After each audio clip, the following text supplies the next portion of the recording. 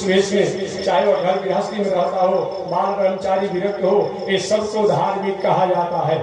और ये आचरण, ये लक्षण अगर इसमें नहीं पाया जाए, चाहे बहुत वेशभूषा बहुत कुछ हो, लेकिन सब कुछ करने के बाद उसके जीवन उधार है, अपने आप में बताया गया अधूरा है, और जीवन में संस नहीं है, शांति नहीं है, संतोष नहीं है। इसलिए शास्त्रों में कहा गया है धर्म एवं हतो हन्ति धर्म रक्षति रक्षिता। ऐसा विचार करके धर्म का कभी भी त्याग नहीं करना चाहिए, क्योंकि धर्मेण राजं, धर्म के द्वारा राज को प्राप्त किया जाता है।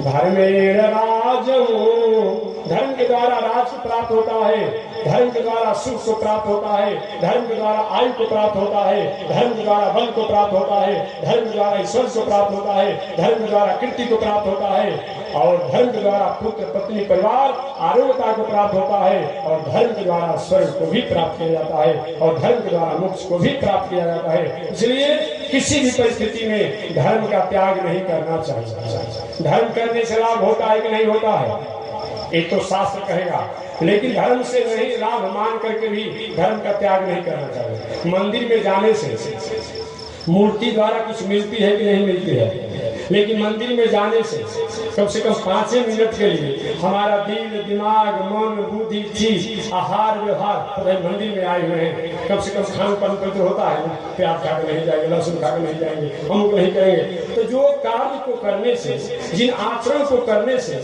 हमारे जीवन में किसी प्रकार की बुराइयां जो हो, खामियां जो हो, त्रुटि जो हो, वो अपने आप त्यागने की भावना हो जाती हो, तो चाहे और कुछ मिलता हो या नहीं मिलता हो, लेकिन भी कम मिलना नहीं। मंदिर में ठीक है, जाने से देवी देवता कुछ देते हैं कि नहीं देते हैं, ये तो अलग की बात है, लेकिन मंदिर में जाने से, गंगा के पास जाने से, स्नान करने, संतों के पास जाने से हमारे मन में एक नई प्रेरणा जो होती है, नया संदेश जो होता है, अच्छे विचार जो होते हैं, अच्छे जो भावना जो होते हैं, अच्छे कर्म करने की जो हमें लक्ष्य प्राप्त होते हैं, ये कहीं कम मिलना नहीं है। इसी माइंड वॉशिंग करने के लिए तो प्रशासकों द्वारा, शासकों द्वारा एक अपराधी को ठीक करने के लिए, उस पर को नियंत्रण करने के लिए करोड़ों रुपया सरकार को लगा देना पड़ता है। अब तभी अपराध तो कुछ समय के लिए रुक जाता है, लेकिन अपराधी की अपराध वृत्ति नहीं होती है। याद रखिए, कहीं शासक अच्छा हो, अपराधी तो थोड़ा सा नियंत्रण हो जाता है, लेकिन अपराधी की अपराध नियंत्रण नहीं होता है। इसलिए जो काम शासन नहीं करता है, जो काम सरकार नहीं करती है, जो काम अस्त्र शस्त्र हथियार नहीं करते हैं, वो काम को सत्संग कथा और संग करते हैं, अपने वाणी द्वारा, धर्म के द्वारा अपने आप में अगत्या। धृति क्षमा दमो अस्तेयम, दूसरा क्षमा बताया गया है। क्षमा माने समाज, राष्ट्र, परिवार तो कहीं हमारे सरल हो जाने से, सहज हो जाने से, थोड़ा सा कुछ 2-4 रुपया हमें लगा देने से, अगर समाज का, राष्ट्र का, संस्कृति का कहीं मंगल और कल्याण होता हो, तो आप थोड़ा सा अपने को क्षमा करते हुए उसमें अपने द्वारा, अपने तन का, अपने मन का, अपने बुद्धि का, अपने धन को लगा करके और वहाँ उस राष्ट्र समाज का कल्याण करना, ये बताया गया। क्षमा माने नहीं चुपचाप लगाने, क्षमा क्यों नहीं है। क्षमा माने हमारी इंद्रियां, हमारा व्यवहार, हमारा आचरण, हमारा धन, हमारा ईश्वर, हमारी कीर्ति द्वारा अगर समाज का मंगल होने वाला हो, तो उसका सदुपयोग कर दीजिए। इसे हम क्षमा, धृति क्षमा, दमो मस्तेय, तीसरा दम। दम का मतलब क्या होता है? इंद्रियों को दमन करना। इंद्रियां गलत मार्गों में तो भटकेगी ही जी। पानी को कितना भी अपने आप में आप सेंटीग्रेड पर गर्म कीजिए, लेकिन पानी का स्वभाव क्या है? ठंडा होना। पानी का स्वभाव क्या है? ठंडा होना। जल को कितना भी ऊपर चढ़ाइए यंत्रों द्वारा, लेकिन जल क्या करता है? जब मौका मिलता है, थोड़ा सा पाइप का इधर लीक होता है ना, तो नीचे गिरने लगता है, नीचे गिरने लगता है। तो हम और आपको चाहिए इंद्रियों को संयम करें। कहीं किसी प्रकार इंद्रियों में चंचलता आती हो, विकार आता हो, लेकिन इंद्रियों को संयम करना ये धार्मिक व्यक्ति की तीसरी पहचान है। धृति क्षमा दमो अस्तेय। अस्तेय माने क्या होता है? चोरी, जबरदस्ती, अनीति, अन्याय, उपद्रव द्वारा कभी भी धन संपत्ति को अर्जन मत कीजिए। चौथा धार्मिक व्यक्ति की पहचान है। धृति क्षमा दमो अस्तेय। शौच, पवित्रता से जीवन जीना चाहिए। वस्त्र भी पवित्र होना चाहिए। भोजन भी पवित्र होना चाहिए, इंद्रिय भी पवित्र होना चाहिए, उठन बैठन भी पवित्र होना चाहिए। इसका नाम शौच है। धृति क्षमा दमो अस्तेयम, शौच इंद्रिय निग्रह। और धीर बुद्धि से विचार कर और तब काम करिए। मन में कोई बात आ जाए उसको मत कीजिए। धीर विद्या, सत्य क्या है असत्य क्या है, सत्य की तरफ तो आप बढ़िए और असत्य को छोड़ दीजिए। ये क्या है धार्मिक व्यक्ति की पहचान। धीर विद्या सत्य। अक्रोध, और अक्रोध मन नहीं, अक्रोध मन को मैंने क्रोध नहीं करना चाहिए। क्रोध किसे कहा जाता है? कहीं अपना लाभ हो रहा हो, हमारे उस क्रोध से दूसरे का नुकसान पहुंच रहा हो, ऐसा क्रोध नहीं करना चाहिए। कहीं हमारे थोड़ा कड़ा होने से समाज का, राष्ट्र का, परिवार का कहीं अगर मंगल हो रहा हो तो वहां तो थोड़ा कड़ा होना चाहिए। परिवार में अनेक प्रकार के अभिभावक हैं, छोटे छोटे बच्चे हैं, क्या कैसे करता है देखेंगे अपने आप में। क्योंकि उसके जन्म से इनिशियलिटी है, उसकी जन्म से है, उसको कोई रोक नहीं सकता है। आज वो पोथी लेकर के किताब लेकर सब पंडित बनना चाहता है, इससे हो जाएगा। अरे भाई ऊपर परमात्मा द्वारा दिया हुआ है, ऐसे थोड़ा हो जाता है जो आप चाहते हैं। नहीं तो मैं निवेदन करना चाहता हूँ, एक भेड़ का बच्चा होता है, देखिएगा अपने आप में, भेड़ का बच्चा होता है, जन्म लेने से लेकर के अब बूढ़ा हो जाता है, उसके सामने से गाड़ी गुजर जाए, कुछ गुजर जाए, नीचे मुड़ के चलता है, कर जाता है, मर जाता है। देखिए एक बिल्ली का बच्चा होता है, छोटा जन्म होता है, उछालना कूदना शुरू करता है। देखिए ना अपने आप में कुछ नेचुरल गुण है अपने आप में, उसका नेचुरल गुण है। तो कहने से और नकल करने से नहीं हो जाएगा अपने आप में। कोई नकल करे उससे हो जाएगा, ऐसी बात नहीं होगी। तो कोई किसी का नकल कर सकता था, इसलिए अब ये क्या कोई नकल करेगा दूसरा कोई अपने आप में ब्याह या कुछ है, कुछ हम भी 10 वाले हो जाएगा। कुछ समय का थोड़ा लपेट दिया जाएगा, कुछ भी चीनी मुनी मीठा उठा, लेकिन उसका नेचुरल गुण वही रहेगा और ये का अपना गुण अपना ही रहेगा। इसे कभी भी ऐसा कहता है, शायद बुद्धि को शास्त्र को नहीं जाना है। आज उसी जनरेशन को करने के लिए क्या नहीं किया जा रहा है। हाईब्रिड के लड़का भी हो जा रहे हैं ना, दूसरे पुरुष दूसरे स्त्री क्या क्या करके डॉक्टर द्वारा व्यवस्था कर दिया जा रहा है। तो आपका लड़का थोड़े कहा जाएगा। भले अपने आप में मान लीजिए कि हमारा भी लड़का हो गया, उसे तो कम से कम अपने पूरे खानदान के भाई के लड़का को ले लीजिए ना। इतना ही आपके लड़का की इच्छा है, सब भाई का, परिवार का, लड़की का लड़का ले लीजिए गोद में। ठीक कहाँ के कैसा कैसा अपने आप में अनाधिकार अवैध द्वारा अपना किसी को लड़का मान रहे हैं, क्या मतलब होता है। तो हाईब्रिड भले रहेगा लेकिन स्वाद नहीं रहेगा। पहले के जमाने में, आज से 40 वर्ष पहले बागीचा में जाकर के आम का जो स्वाद होता था, और ये हाईब्रिड से जो दवाई द्वारा जो आम का जो हो गया है, भले आम तो खा रहे हैं लेकिन स्वाद कहाँ रह गया।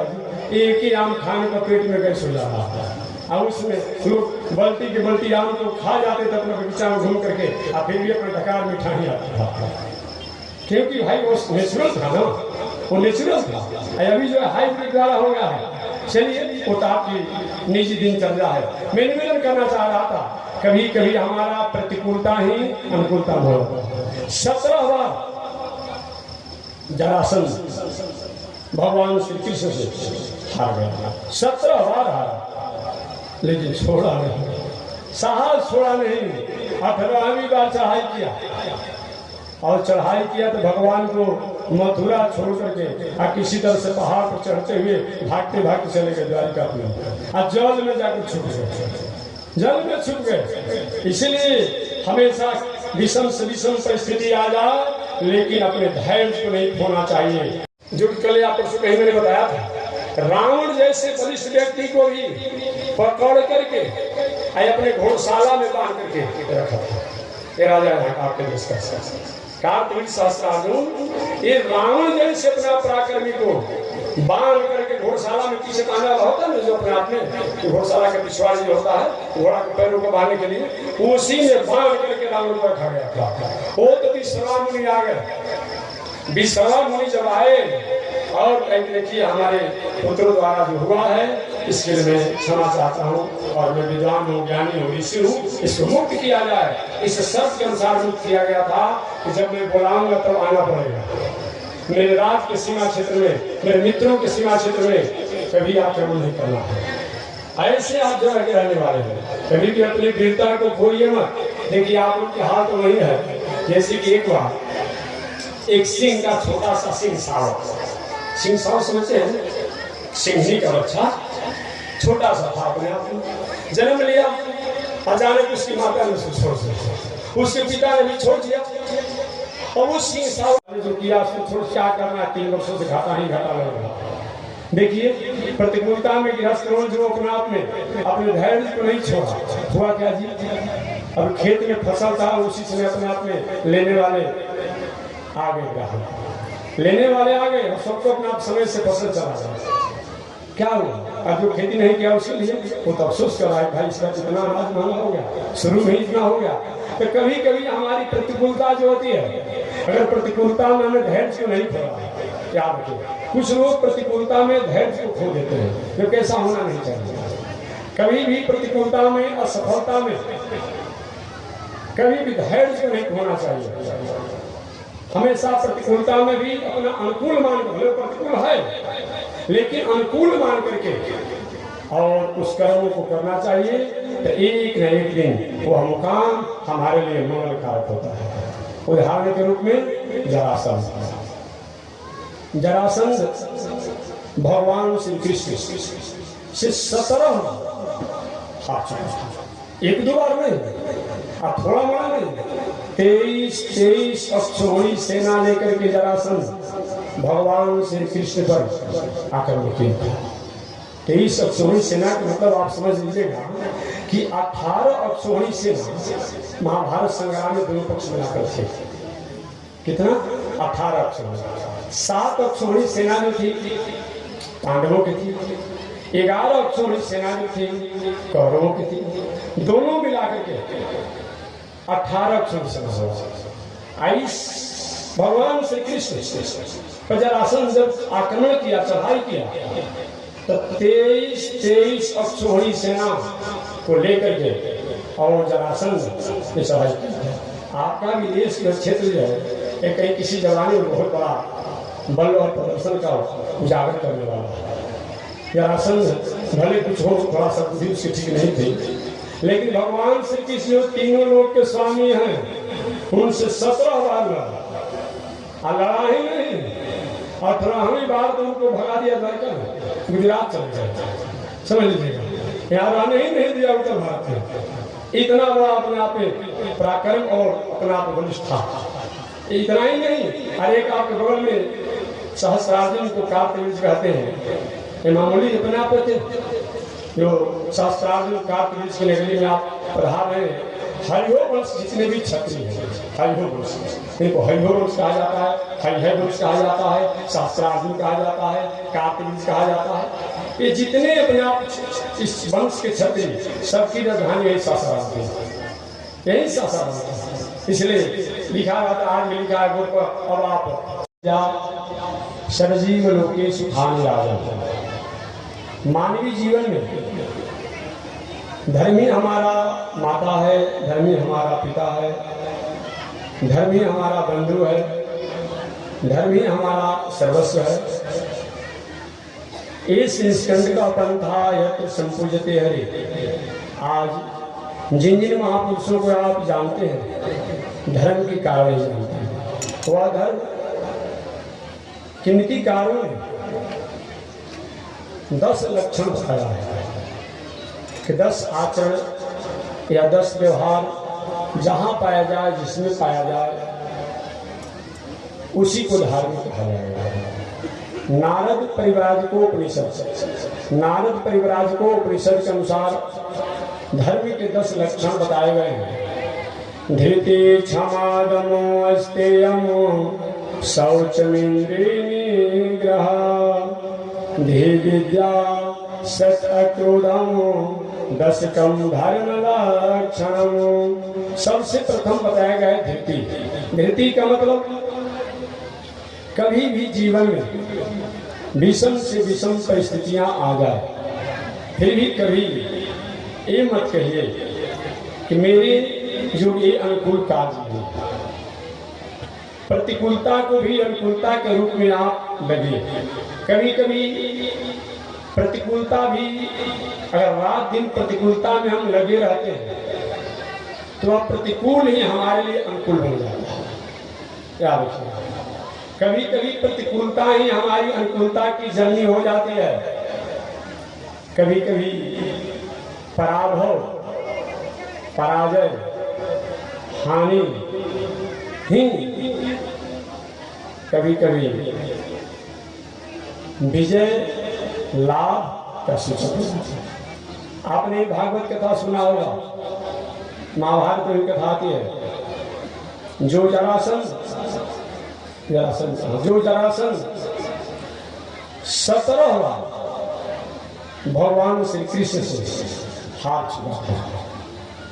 कभी वो विचार कर सकता था कि मेरा भी कहीं अपना उदय होगा। कभी कभी हमारी प्रतिकूलता में अगर हम संघर्ष करते रहते हैं तो प्रतिकूलता की संघर्ष ही अनुकूलता की जननी हो जाती है। व्यवहारिक उदाहरण दें, अभी आप 2-3 वर्षों से संक्रमण से, वायरस में बहुत प्रकार से टकरार कर रहे थे। खेती में भी टकरार कर रहे थे सरकार की नीतियों के कारण। आपने अच्छी कीमत लगाकर खेती किया। कभी कृष्ण गोविंद गोपाल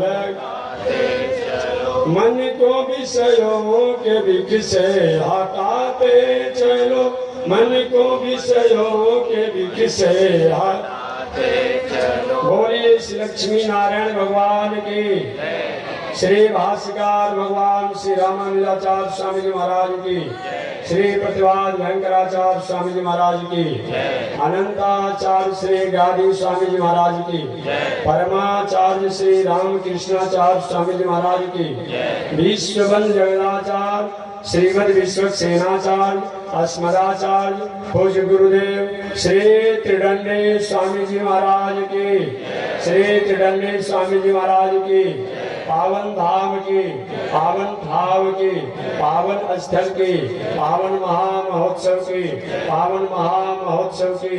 जय जय श्री सीताराम, जय जय श्री राधे श्याम, जय जय श्री श्रीमन नारायण, जय जय श्री भाष्यकार, जय जय श्री भाष्यकार। हरि ओम। शांति शांति शांति। आते चलो कृष्ण गोविंद गोपाल गाते चलो, कृष्ण गोविंद गोपाल गाते चलो, कृष्ण गोविंद गोपाल गाते चलो। मन को विषयों के विषय हटाते चलो, मन को विषयों के विषय हटाते चलो। देखना इंद्रियों के न घोड़े बगे, देखना इंद्रियों के न घोड़े बगे। रात दिन इन पर संयम के घोड़े पर, रात दिन इन पर संयम के घोड़े पर। अपने रथ को सुपथ पर बढ़ाते चलो, अपने रथ को सुपथ पर बढ़ाते चलो। कृष्ण गोविंद गोपाल गाते चलो, कृष्ण गोविंद गोपाल गाते चलो, कृष्ण गोविंद गोपाल गाते चलो, कृष्ण गोविंद गोपाल गाते चलो। काम करते रहो नाम जपते रहो, काम करते रहो नाम जपते रहो। पाप की वासनाओं से बचते चलो, पाप की वासनाओं से बचते चलो। नाम जन का खजाना बढ़ाते चलो, नाम धन का खजाना बढ़ाते चलो। कृष्ण गोविंद तैनीता की रघुनाथ जी हमारी ओरिया, तैनीता की रघुनाथ जी हमारी ओरिया। श्रीमन नारायण नारायण नारायण, श्रीमन